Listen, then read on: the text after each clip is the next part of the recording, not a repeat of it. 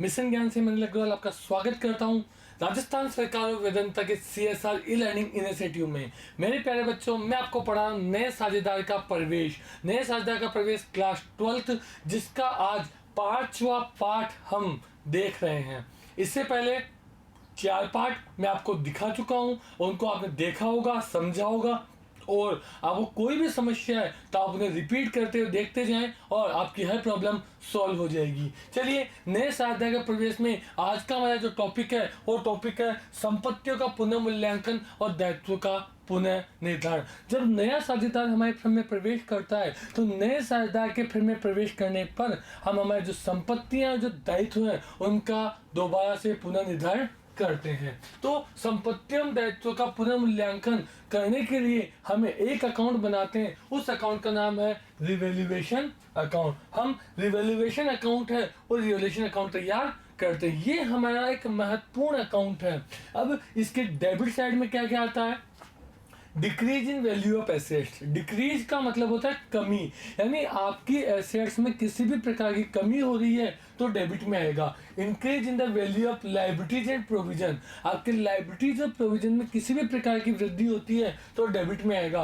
Unrecorded liabilities, अभी कोई भी अनरिकॉर्डेड लायबिलिटीज है वो भी डेबिट में दिखाई जाएगी। Increase in value of assets, this side decrease और इस side increase in value of assets, just opposite. Assets की वैल्यू में अगर इंक्रीमेंट हो रहा है तो क्रेडिट साइड आएगा। Decrease in the value of liabilities in provision. Liabilities और प्रोविजन है उनकी वैल्यू में यदि कोई डिक्रीमेंट हो रहा है, कमी हो रही है, तो क्रेडिट साइड आएगा। अनरिकॉर्डेड एसेट्स, उसके बाद जो भी आपकी अनरिकॉर्डेड एसेट्स हैं उन्हें भी आप क्रेडिट साइड शो कर देंगे। बाद में आप दोनों साइड का टोटल लगाएंगे। अगर डेबिट साइड कम होगा तो प्रॉफिट और क्रेडिट साइड कम होगा तो लॉस, जिसे कि ओल्ड पुराने साझेदारों में, कौन से पार्टनर्स में?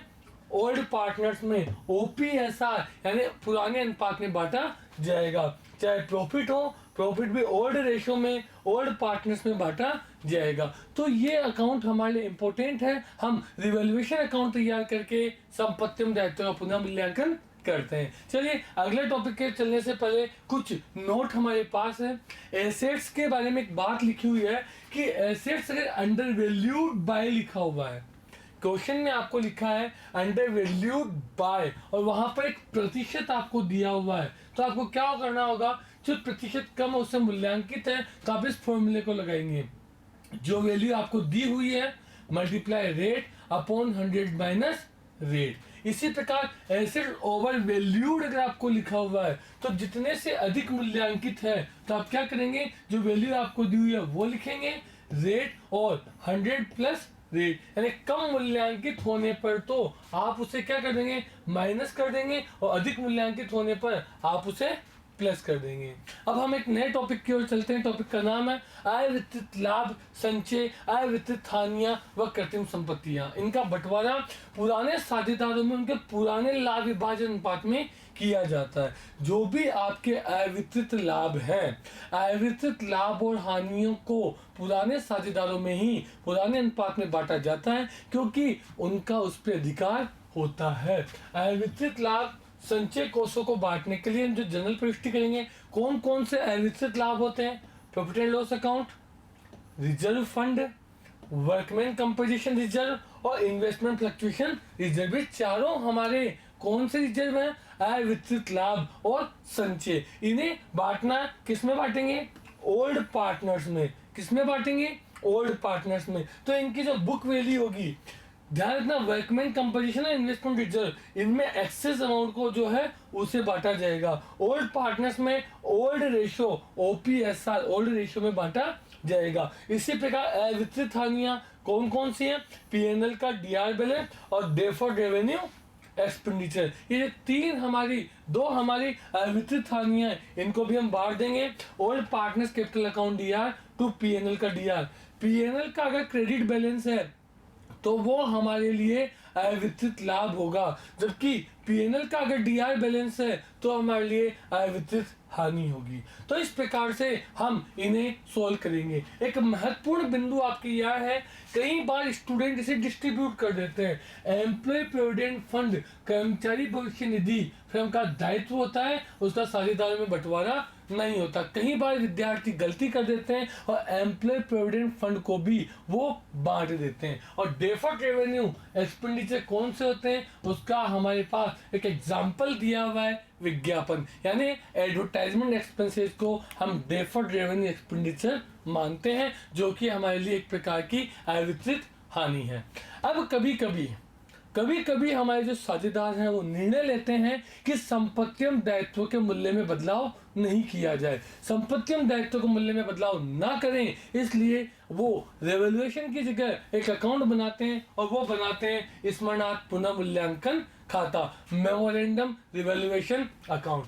कभी कभी साझेदार के मध्य ये समझौता होता है कि नए साझेदार के प्रवेश के समय संपत्तियों का पुनः मूल्यांकन, दायित्व का पुनर्निर्माण किया जाएगा, लेकिन इसके प्रभाव को संपत्ति एवं दायित्व खाते में दर्ज नहीं किया जाएगा। संपत्ति एवं दायित्वों का हमने पुनर्मूल्यांकन तो किया है, लेकिन इसे हम हमारी पुस्तकों में दर्ज नहीं कर रहे। ऐसी स्थिति में पुनर्मूल्यांकन खाते के माध्यम से फर्म की संपत्ति एवं दायित्व के मूल्य में कोई परिवर्तन नहीं किया जाएगा, परंतु पुनर्मूल्यांकन के कारण लाभ और हानि की राशि का समायोजन पूंजी खाते में स्मरणार्थ पुनर्मूल्यांकन खाता बनाकर किया जाएगा। यानी हम स्मरणार्थ पुनर्मूल्यांकन खाता बनाकर ऐसी समस्या समाधान करेंगे। कब? जब संपत्ति एवं दायित्व का पुनर्मूल्यांकन तो किया जाए, लेकिन उसे पुस्तकों में शामिल नहीं किया जाए। संपत्ति एवं दायित्व का पुनर्मूल्यांकन तो किया जा रहा है, लेकिन उसे हम पुस्तकों में शामिल नहीं कर रहे हैं। इसलिए हम इसके लिए स्मरणार्थ पुनर्मूल्यांकन खाते की जगह स्मरणार्थ पुनर्मूल्यांकन खाता तैयार करेंगे। तो स्मरणार्थ पुनर्मूल्यांकन खाता भी बिल्कुल पुनर्मूल्यांकन खाते की तरह तैयार किया जाता है। अब हम एक प्रश्न लेते हैं मेरे प्यारे बच्चों। शुरू हो चुके हैं वो प्रश्न जो राजस्थान बोर्ड में 6 मार्क्स के आते हैं। आप सभी इन प्रश्नों को ध्यान से देखें और अपनी नोटबुक ओपन कर लें। आप इन सभी प्रश्नों को अपनी नोटबुक में खुद से सोल्व करेंगे और बाद में गृह कार्य की कॉपी में भी आप इन्हें कर लेंगे। शुरू करते हैं हम एग्जाम्पल नंबर 2 से, जहां से आपको उन 6 मार्क्स के बड़े प्रश्नों की जानकारी मिलेगी। प्रश्न थोड़ा कुछ इस प्रकार से, मैं स्क्रीन से हट जाता हूं ताकि आपको प्रश्न दिखाई दे। प्रश्न है, एबी एक फर्म में उनकी पूंजी अनुपात में, किस अनुपात में? पूंजी अनुपात में। पूंजी अनुपात कितना हो जाएगा उनका? 3:2। मेरे प्यारे बच्चों, साझेदार पूंजी के अनुपात में बांट रहे हैं और पूंजी 30,000 और 20,000 यानी 3:2 में लाभ बांटते हुए साझेदार है। 31 मार्च को उनका चिट्ठा इस प्रकार है। चिट्ठा हमें दिया हुआ, चिट्ठा यानी कि बैलेंस शीट। आपको एक बैलेंस शीट दी हुई है, ये बैलेंस शीट आपके सामने है। बैलेंस शीट में लायबिलिटीज इस साइड आती है और एसेट्स इस साइड। क्या क्या दिया हुआ है? कैपिटल 30,000 और 20,000, टोटल 50,000, क्रेडिटर 7,000, बिल्डिंग आपको दी हुई है 25,000, स्टॉक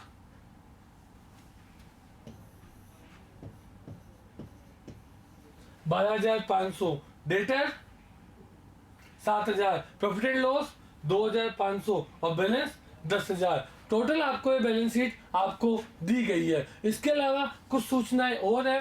1 अप्रैल 2017 को उन्होंने सी को 1/5 हिस्से के लिए फर्म में प्रवेश दिया। सी अपना हिस्सा ए तथा बी से बराबर प्राप्त करेगा। सी अपना हिस्सा ए तथा बी से बराबर प्राप्त करेगा। यानी जो त्याग अनुपात है वो त्याग अनुपात भी क्या हो जाएगा आपका? बराबर। वो पूंजी के लिए 20,000 नगद लाता है। नया साझेदार पूंजी के लिए कितनी राशि ला रहा है? 20,000। फर्म की ख्याति का मूल्यांकन 15,000 पर किया गया। फर्म की ख्याति का मूल्यांकन, सी अपनी ख्याति का हिस्सा नगद लेकर आता है। तो सी की गुडविल कितनी हो जाएगी? हम अगली स्क्रीन पर देखेंगे। 15,000 रुपए ख्याति का मूल्यांकन फर्म का। देनदारों पर 10% डूबत ऋण के लिए आयोजन बनाए। रहतिये का मूल्यांकन 12,000 रुपए किया गया। भवन का मूल्य 3200 रुपए से बढ़ाया जाए, संपत्ति एवं दायित्व के मूल्य में परिवर्तन नहीं करना है, लाभ हानि खाते को छोड़कर। आपको कौन सा अकाउंट बनाना है? स्मरणार्थ पुनर्मूल्यांकन खाता, साझेदारों की पूंजी तथा चिट्ठा भी आपको बनाना है। इस प्रश्न में संपत्ति एवं दायित्व के मूल्य में कोई परिवर्तन आपको नहीं करना है। आपको स्मरणार्थ पुनर्मूल्यांकन खाता, पूंजी खाता और चिट्ठा बनाने को बोला गया है। तो मेरे प्यारे बच्चों, हम इस प्रश्न को सोल्व करते हैं और बनाते हैं। सबसे पहले मेमोरेंडम रिवैल्यूएशन। मेरे प्यारे बच्चों, मेमोरेंडम रिवैल्यूएशन बिल्कुल रिवैल्यूएशन अकाउंट की तरह ही तैयार होता है। आपको बिल्कुल ध्यान से देखना है और समझना है, और बाद में आपको इस वीडियो को पॉज करके ये सवाल दोबारा से सोल्व करना है। उसके बाद आप वापस इस वीडियो से अपने प्रश्न को मैच करेंगे। क्या आपको सक्सेस मिली, आपको समझ आया? नहीं तो फिर से दोबारा आप उस प्रश्न को सोल्व करें और वीडियो को वापस देखें। तो मेरे प्यारे बच्चों, मुझे आशा है आप इसे समझ पाएंगे। सबसे पहले हम बनाते हैं मेमोरेंडम रिवैल्यूएशन।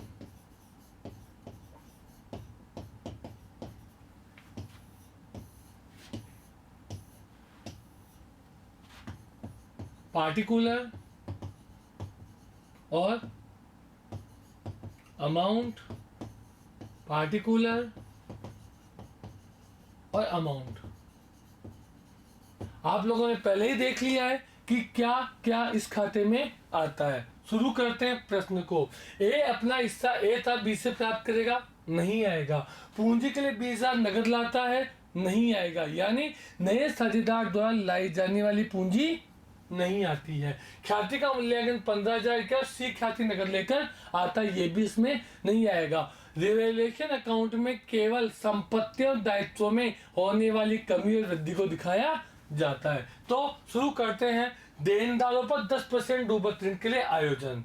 देनदार डेटर कितने हैं आपके? 7,000। 7,000 का 10% कितना होगा?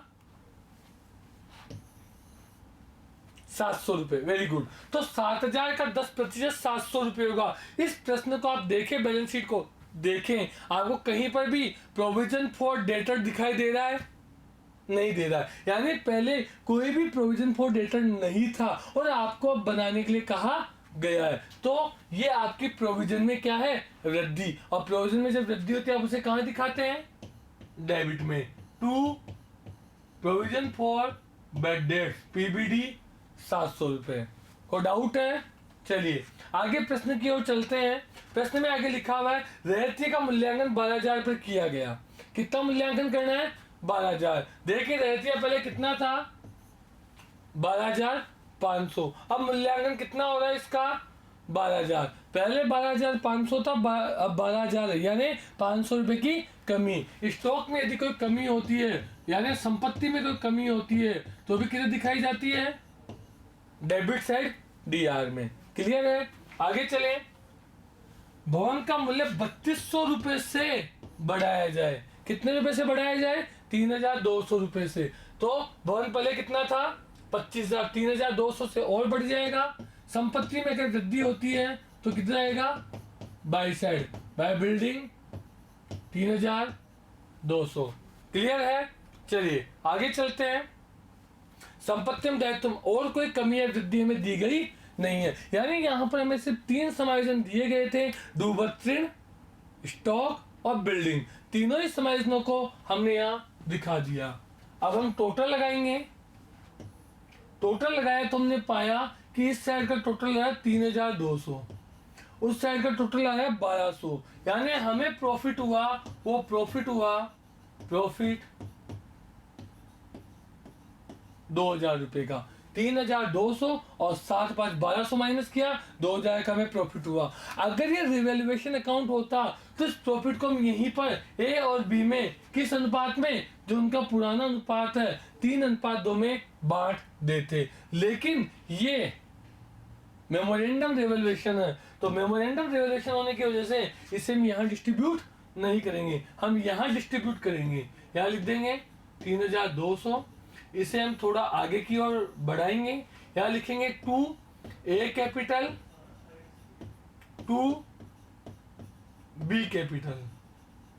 2000 को हम बांटेंगे किस अनुपात में? 3:2 में, यानी 1200 800। और यहाँ पर भी मेरे से बांटना है क्योंकि ये मेमोरेंडम रिवॉल्यूशन है, और मेमोरेंडम रिवॉल्यूशन में क्या होता है, एक बार प्रॉफिट को डेबिट में और एक बार प्रॉफिट को क्रेडिट में बांटा जाएगा। किस किस में? जब डेबिट में बांटेंगे तो ओल्ड पार्टनर्स में बांटेंगे, लेकिन जब क्रेडिट में बांटा जाएगा तो उसे न्यू पार्टनर को भी इसमें इंक्लूड किया जाएगा। आपका नया अनुपात कितना दिया हुआ है? नहीं दिया हुआ, तो नया अनुपात आपको निकालना होगा। मेरे प्यारे बच्चों, प्रश्न को आप पढ़ें, ए और बी से बराबर बराबर प्राप्त करेगा। तो कौन सा मेथड है जिसका प्रयोग करते हुए नया अनुपात निकालना है? वीडियो को पॉज करके आप उस अनुपात को निकालेंगे। चलिए निकालते हैं। सबसे पहले त्याग किस किस का? ए का और बी का। 1/5 1/5 कितना कितना प्राप्त कर रहा है? बराबर बराबर, यानी 1/10 और 1/10। फिर आपको निकालना है नया। फॉर्मूला पुराना माइनस त्याग। ए का पुराना कितना है? 3/5 माइनस त्याग। एलसीएम 5/बी 2/5 माइनस 1/10। एलसीएम 4 माइनस 1 3/10, और सी का 1/5 मल्टीप्लाई कर देंगे 2/10, यानी 2/2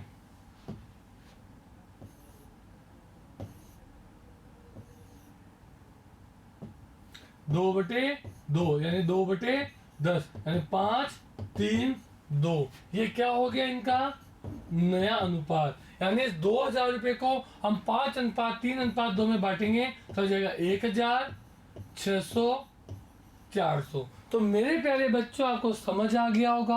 अगर यहाँ हम रिवैल्यूएशन अकाउंट बनाते तो इस 2000 के प्रॉफिट को हम यहीं पर डिस्ट्रीब्यूट कर देते, लेकिन ये मेमोरेंडम रिवैल्यूएशन बनाना पड़ा। क्यों बनाना पड़ा? तो संपत्तियों दायित्वों को पुराने मूल्य पर ही प्रदर्शित करना है। और जब मेमोरेंडम रिवैल्यूएशन अकाउंट बनाते हैं तो प्रॉफिट को डेबिट में और क्रेडिट में दोनों साइड बांटा जाता है। डेबिट में ओल्ड पार्टनर में और क्रेडिट में न्यू पार्टनर में। अगर लॉस होता तो क्रेडिट में ओल्ड पार्टनर में और डेबिट में न्यू पार्टनर में से बांटा जाता। तो ये हमारा तैयार हुआ है मेमोरेंडम रिवैल्यूएशन। अभी हमें तैयार करना है पूंजी खाते। पूंजी खाते यानी पार्टनर्स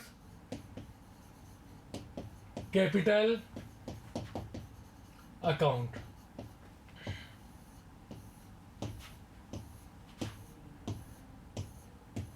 सबसे पहले हम यहां लिखेंगे बाय बैलेंस बीडी। ये हमारा ए बी और सी, ए बी और सी। सबसे पहले हम यहां पर दिखाते हैं by balance BD. By balance BD में हम दिखाते हैं इनके पूंजी खाते के शेष। तो वो हो जाएंगे 30,000 और 20,000। मेरे प्यारे बच्चों, जब भी हम पार्टनर्स कैपिटल अकाउंट बनाएंगे तो पार्टनर्स कैपिटल अकाउंट में सबसे पहले हम पूंजी खातों के शेष बाय बैलेंस बीडी के नाम से दिखाते हैं। इसके बाद हम दिखाते हैं बाय कैश, जो नया साझेदार पूंजी लेकर आ रहा है। नया साझेदार पूंजी लेकर आ रहा है 20,000 रुपए। उसके बाद हम दिखाते हैं गुडविल। नया साझेदार जो गुडविल की राशि लेकर आ रहा है। ख्याति का मूल्यांकन 15,000 पर किया गया, तो फर्म की ख्याति कितनी है?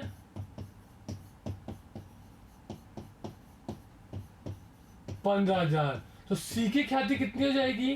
15,000 का 1/5 यानी कि 3,000। और किस अनुपात में बांटी जाएगी? त्याग के अनुपात में, यानी बराबर बराबर। सबसे पहले हमने दिखाया बाय बैलेंस बीडी, फिर हमने दिखाया बाय कैश, फिर हमने दिखाया गुडविल। इसके बाद हम चलते हैं बैलेंस शीट की ओर। बैलेंस शीट में इस साइड को जर्नल लेजर या पीएनएल है क्या? अगर इस साइड कोई भी जर्नल लेजर या पीएनएल होते हैं तो पार्टनर्स कैपिटल अकाउंट के क्रेडिट साइड में दिखाए जाएंगे, पुराने साझेदारों को पुराने अनुपात में बांटे जाएंगे। किस साइड? बैलेंस शीट के लायबिलिटीज का जो भी है वो पार्टनर्स कैपिटल के क्रेडिट साइड चला जाएगा। इस साइड को पीएनएल या गुडविल है क्या? प्रॉफिट एंड लॉस है 2500 रुपए। तो प्रॉफिट एंड लॉस जो दिया हुआ है वो एसेट साइड है, तो एसेट साइड है तो किस साइड में चला जाएगा? वो डेबिट साइड में, टू पीएनएल। और किस अनुपात में बांटा जाता है? ये पुरानी अनुपात में। पुराना अनुपात कितना है? 3:2, यानी 1500 और 1000। सबसे पहले हमने बाय बैलेंस बीडी दिखाया, उसके बाद हमने केस दिखाया, उसके बाद हमने गुडविल दिखाई, उसके बाद हमने बैलेंस शीट को चेक किया कि वहां कोई पीएनएल, जनरल रिजर्व या गुडविल नहीं है। अगर है तो लायबिलिटीज वाली क्रेडिट में आ जाएगी और एसेट्स वाली डेबिट में आ जाएगी। क्लियर है? उसके बाद हमने लिया रिवैल्यूएशन। रिवैल्यूएशन में जो प्रॉफिट या लॉस हुआ उसे दिखाया जाएगा बाय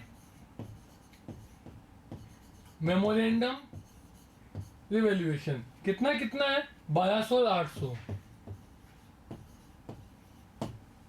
इधर भी है बाय का, वो 2 में आ जाएगा। 2 मेमोरेंडम रिवैल्यूएशन 1600 400।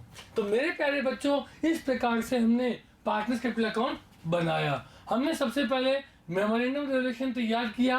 पार्टनर्स कैपिटल में by balance BD, cash, goodwill, memorandum revaluation और पीएनएल के उनको सबको एडजस्ट किया, और किसी तरह का कोई समायोजन नहीं होने की वजह से हम इसका टोटल लगा लेते हैं। 30, 31, 32, 32,700, 20, 21, 22, 22,300 और 20,000 हम निकाल लेंगे यहाँ पे। टू बैलेंस कैरी डाउन 20,000 में से 400 गए तो 19,600। 22,300 में से 1,600 रुपये आपको माइनस करने हैं।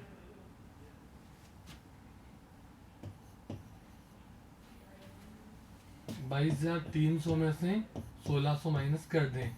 2 0, 13, 13 में 6 गए तो 7, 0, 20, 20,700। इसी प्रकार 32,700 में से आपको 2500 माइनस करने हैं। 0 0, 2 0, 3, 30,200।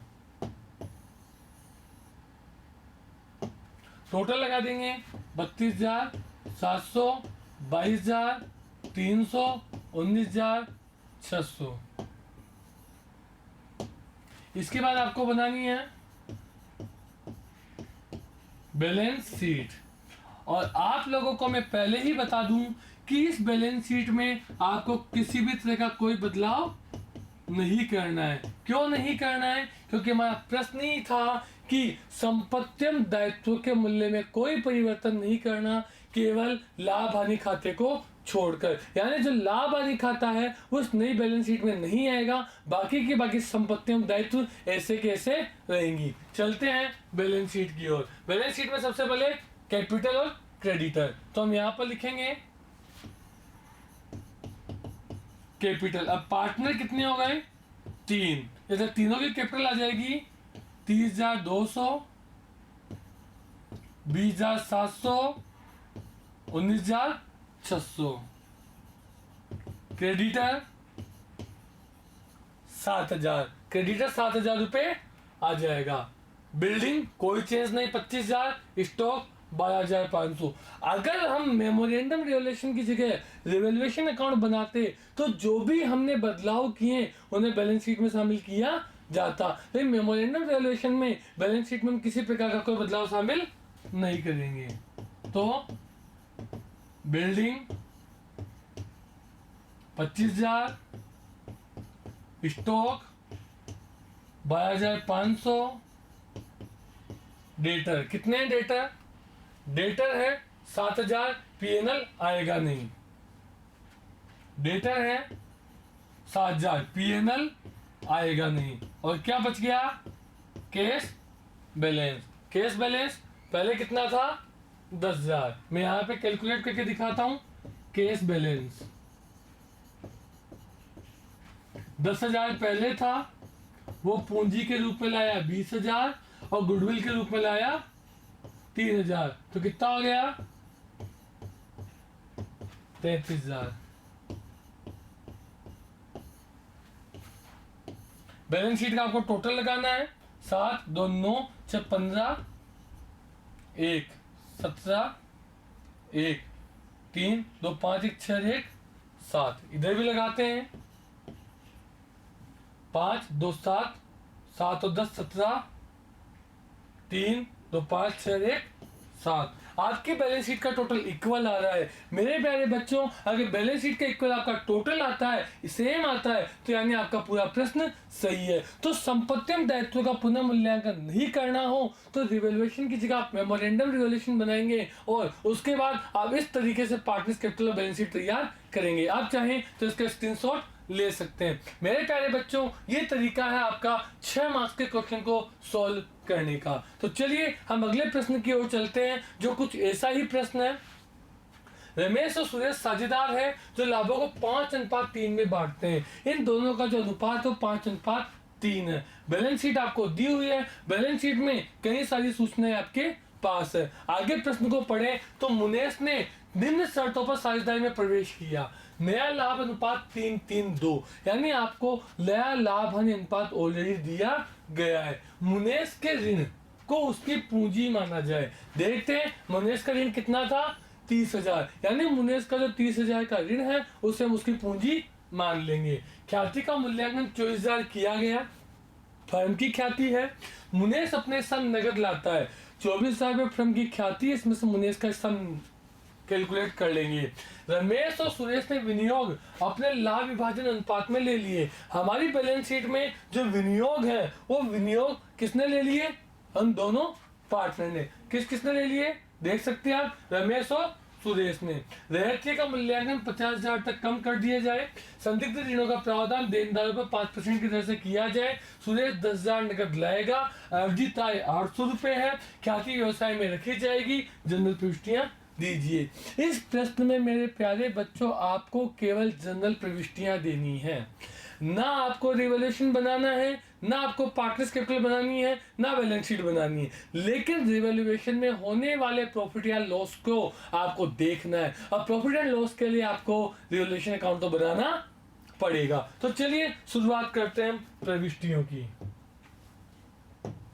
तो मेरे प्यारे बच्चों हम जर्नल का फॉर्मेट बना लेते हैं और शुरू करते हैं जर्नल एंट्रीज।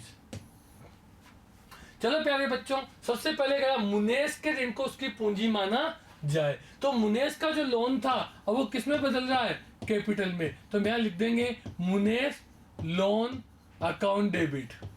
क्यों, क्योंकि मुनेश का जो लोन था वो एक लायबिलिटीज थे। लायबिलिटीज को हमने किस में बदलना है, कैपिटल में। तो मुनेश लोन को हम बंद करने के लिए मुनेश लोन अकाउंट डेबिट करेंगे और लिख देंगे मुनेश कैपिटल।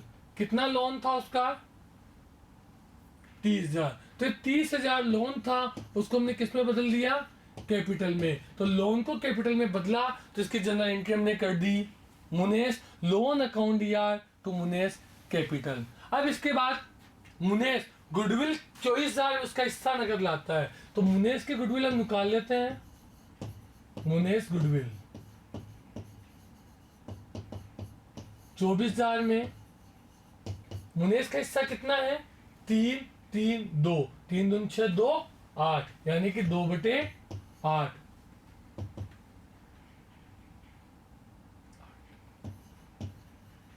6,000 रुपए वो नगद लेकर आ रहा है। गुडविल नगद लाता है तो क्या जनरल एंट्री होती है, हम इसके बारे में पहले बात कर चुके हैं। तो एंट्री होगी कैश अकाउंट डीआर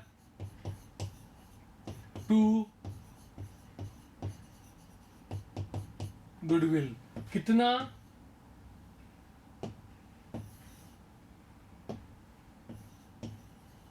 6,000। जब हमने पढ़ा था कि ख्याति की राशि नए साझेदार द्वारा नगद लाई जाती है तो हमने पढ़ा था कि पहली entry cash account DR to goodwill और दूसरी एंट्री गुडविल को डिस्ट्रीब्यूट करने की। क्या गुडविल अकाउंट डीआर किस किस में गुडविल होगी, जिन लोगों ने त्याग का अनुपात किया है। तो देखते हैं त्याग का अनुपात किसने किया है। यहाँ हमें नया लाभ हानि अनुपात दिया हुआ है। तो मेरे प्यारे बच्चों मैंने आपको इससे पहले भी सिखाया है कि पुराना अनुपात और नया अनुपात दिया हो तो त्याग का अनुपात कैसे निकालते हैं। वीडियो को पॉज करें और आप निकाल के देखें नया अनुपात से त्याग का अनुपात। पुराना अनुपात 5:3, नया अनुपात 3:3:2, तो हम निकालेंगे त्याग अनुपात पुराना माइनस नया। कौन कौन है? रमेश और सुरेश। रमेश 5/8 माइनस नया 3/8, एलसीएम 8, 5 - 3 = 2/8। सुरेश 3/8 माइनस 3/8 बराबर 8, 3 - 3 = 0। अगर हमने त्याग का अनुपात निकाला तो हमने पाया त्याग केवल किसने किया है? रमेश ने। किसने किया है? रमेश ने। तो पूरी की पूरी गुडविल है वो भी किसको मिल जाएगी? रमेश को। कितनी? 6000 और 6000। तो मेरे प्यारे बच्चों, इस तरीके से हम पहले मुनेश लोन अकाउंट को कैपिटल में ट्रांसफर करेंगे, वो जो गुडविल लेकर आ रहा है उसको हम बांट देंगे। इसके बाद हम सवाल में पढ़ते हैं, रमेश और सुरेश ने विनियोग अपने लाभ विभाजन अनुपात में ले लिए। विनियोग यानी इन्वेस्टमेंट। इन्वेस्टमेंट किस किसने ले लिए? रमेश और सुरेश ने। किस अनुपात में? 5:3 में। कितने हैं? 8000 रुपए। 8000 को उन्होंने ले लिया। तो चलिए हम प्रविष्टि करते हैं। इन्वेस्टमेंट आपकी एसेट्स होती हैं। एसेट्स का जो बैलेंस होता है डीआर होता है, इसलिए इसे बांटेंगे। Ramesh capital account DR, Suresh capital account DR to investment. कितने हैं? 8000। किस अनुपात में? 5:3 में। 5000 और 3000। चलिए आगे पढ़ते हैं। रहतिये का मूल्यांकन 50,000 तक कम किया गया। रहतिया स्टॉक पहले कितना था? 56,000, 56,000। अब मूल्यांकन कितना किया गया? 50,000 तक कम, यानी कि 6,000 की कमी। स्टॉक में जो कमी होती है वो रिवैल्यूएशन अकाउंट के किस कॉलम में आती है? वेरी गुड, डेबिट में। तो जनरल एंट्री क्या बनेगी? Revaluation account debit to stock. How much? 6,000। तो इस तरीके से हम स्टॉक की जो कमी है उसकी प्रविष्टि भी करेंगे। आगे बात करें, देनदारों पर 5% की दर से आयोजन। देनदार पहले कितने हैं? 40,000।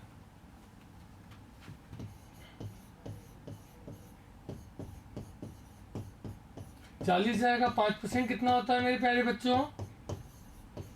2,000। तो ये आपका क्या हो गया?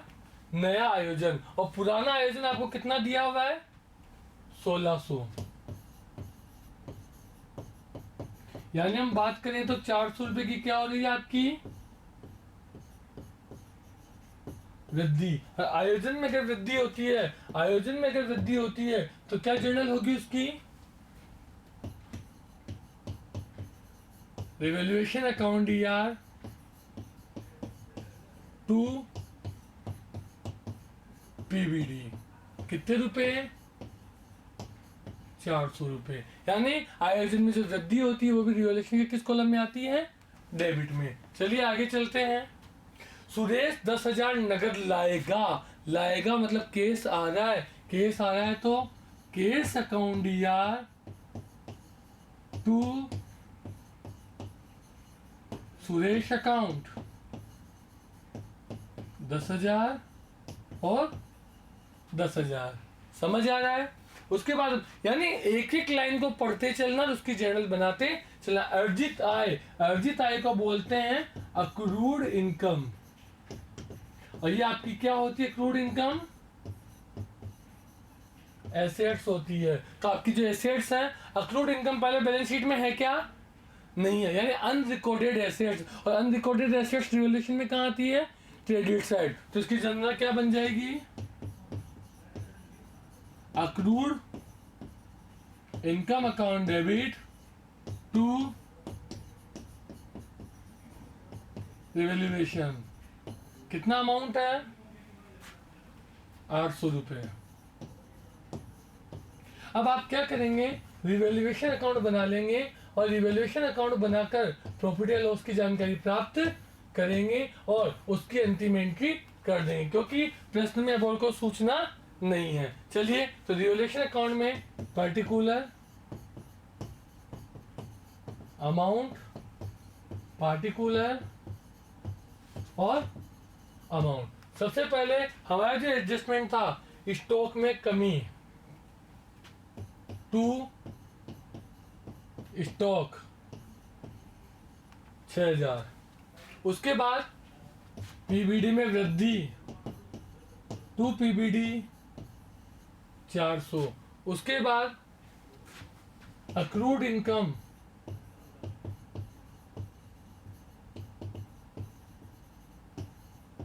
800, टोटल लगाऊंगा तो यहां मुझे हो रहा है बाय लॉस कितना, 5600। मेरे प्यारे बच्चों, मेमोरेंडम रिवॉल्यूशन क्यों नहीं बनाया हमने? क्योंकि यहाँ पर प्रश्न में संपत्ति एवं दायित्व के पुनः मूल्यांकन को अपनाया गया है। किस किस में बांट दिया जाएगा ये? पुराने साझेदार में, पुराने अनुपात में। पुराना अनुपात कितना था आपका? 5:3, यानी 5 और 3 8, 8 7 56, यानी 7 5 35 और 7 21। इसकी जो जनरल बनेगी, और जनरल क्या बनेगी? रमेश कैपिटल अकाउंट यार, सुरेश कैपिटल अकाउंट यार, टू रिवैल्यूएशन कितना? 3500, 2100, 5600। तो मेरे प्यारे बच्चों, इस तरीके से आप रिवैल्यूएशन और संपत्तियों दायित्वों को बांटने की प्रविष्टियां कर सकते हैं। तो मेरे प्यारे बच्चों, हमारे 2 एग्जाम्पल हो चुके हैं, तीसरा और चौथा। बाकी के एग्जाम्पल को लेकर भी मैं जल्दी आपके सामने आऊंगा। बने रहें मेरे साथ और ध्यान रहे, इनकी बार बार प्रैक्टिस करनी है। होमवर्क की कॉपी में इन्हें उतारना है और सोल्व करना है। बार बार प्रैक्टिस करेंगे तो आपके लिए ईजी हो जाएंगे।